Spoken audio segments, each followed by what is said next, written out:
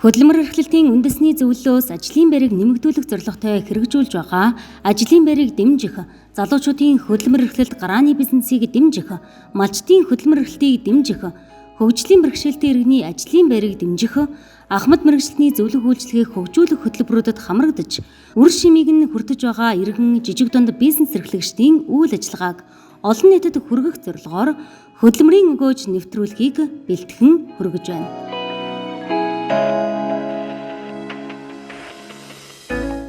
За намайг Цэриши Насангэрл гэдэг. Би Дорнот аймгийн Дашлуур сумын тэндээ 10 дугаар анги төгссөн. Ер нь бол жоохон оюутлын сонирхолтой. Манай ээж гоё ойдог оюутлчин хүмүүс. Аавын манай ээж гэсэн ер нь оюутлчин хүмүүс.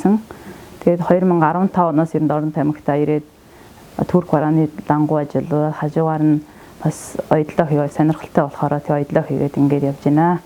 2019 онд хөдөлмөр халамжийн үйлчилгээний төвөөс ажлын байрыг дэмжих төсөлд хамрагдаад 4 сая төгрөгийн зээл авсан. Энэ зээл авснараа ер нь машин, оюутлын машин, тэрцэн аюуны хэрэгсний машин аваад, хажууны эндөө аваад тоног төхөөрөмжөө ер нь сайжруулад ажлын бүтээн чинь жаахан ахиу болсон.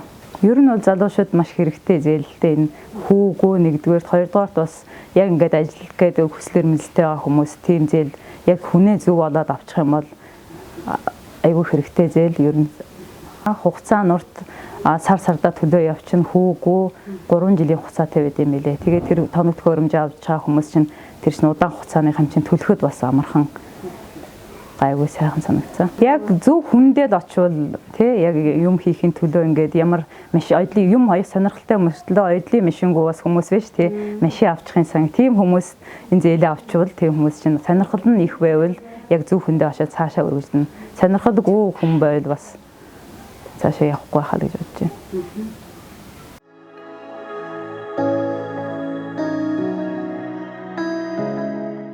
Ер нь би хүүхд анх ер нь Дорнот аймагт тийм хүүхдийн малгай ер нь чиглэлээр ойдог газар байдгүй мөлий. Хүүхдийн том хүний малгай материалаа хотоос аваад хямдхан өнгөний сонголтоор ойдог.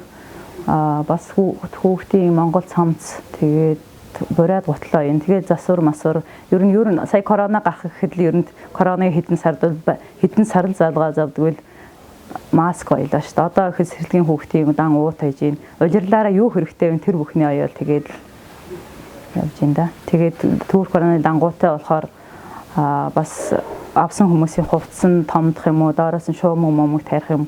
Тэр бүхний тэр газар дээр нь хийгээд өвчтөд болохоор жоохон давуу талтай.